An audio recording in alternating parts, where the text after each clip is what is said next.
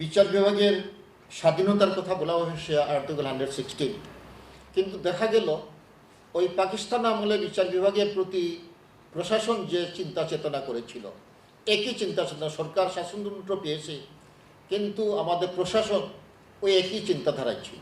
জনসংখ্যা, মামলার সংখ্যা, এই অনুমতে সবচেয়ে কম বিচারক, যেটা আমাদের শূন্য পদের এগেনস্টে যেটা হবে, সবচেয়ে কম সংখ্যা বিচারক, সেখানে যদি 307টা পদ খালি থাকে, তাহলে আমাদের ব্যাকলগ কীরকম হবে না বলা হচ্ছে। বাংলাদেশের ব্যাকলগটা হচ্ছে এই যে 6 জন জেলা জজ গত কয়েক মাস ধরে খালি, যদিও সুপ্রিম কোর্ট থেকে রিকুইজিশন দেওয়া হয়েছে, কিন্তু প্রশাসনের তরফ থেকে গভর্নমেন্ট আদেশ করা হয়নি, তাই খালি 1 মাস, 2 মাস, 3 মাস, 6 মাস যদি তার অ্যাপয়েন্টমেন্ট না হয়, এইগুলা কিন্তু ব্যাকলগ হয়ে গেল। ডিস্ট্রিক্ট জজ যখনই অ্যাপয়েন্টমেন্ট হবে সেদিন থেকে উনি আপ টু ডেট কাজগুলো করবেন, কিন্তু ব্যাকলগ কেসগুলো করতে পারবেন। আজকে আমাদের 30 লক্ষ মামলা। এটা ব্যাকলগ হওয়ার একমাত্র কারণ হলো এই কারণে। এখন সুপ্রিম কোর্ট যদি বলে যে বিচারকদের প্রমোশন, ট্রান্সফার এবং পোস্টিং এইটা সমন্বয় করার জন্য একটা পদে ডিস্ট্রিক্ট জাজ, আজকে আমরা জানি 6 মাস আগে জানি এই ডিস্ট্রিক্ট জাজ কবে চলে যাবে, আজকে যে চলে যাবে কালকে যদি তার এই পোস্টটা যদি প্রদান করা হয়, তাকে যদি পোস্টিং দেওয়া হয়, এটা করলে কিন্তু আজকে এই ব্যাকলগটা হতো না।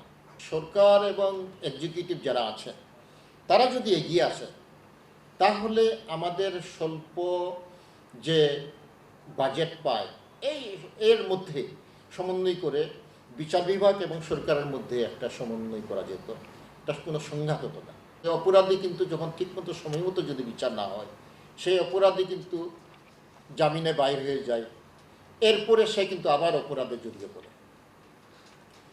দেওয়ানি মামলা তো সেই রকম, যখন বিচার বিলম্বিত হয় তখন কিন্তু আলটিমেটলি নিয়মপন্থায় যখন সে বিচার পায় না, তখনই কিন্তু অপরাধে জড়িত হয়, জুড়ে জমি দখল করতে করতে ওই দেশের আইন শৃঙ্খলা গিয়া এফেক্ট করে।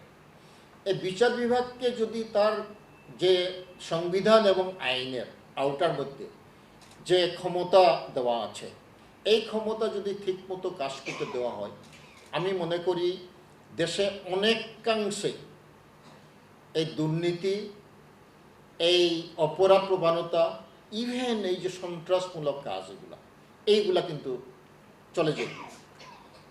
এটা কিন্তু বিচার বিভাগের ঠিকমতো যেরকম কাজ করার কথা সেটা করে দেওয়া হচ্ছে না বলে আজকে এইগুলা বেড়ে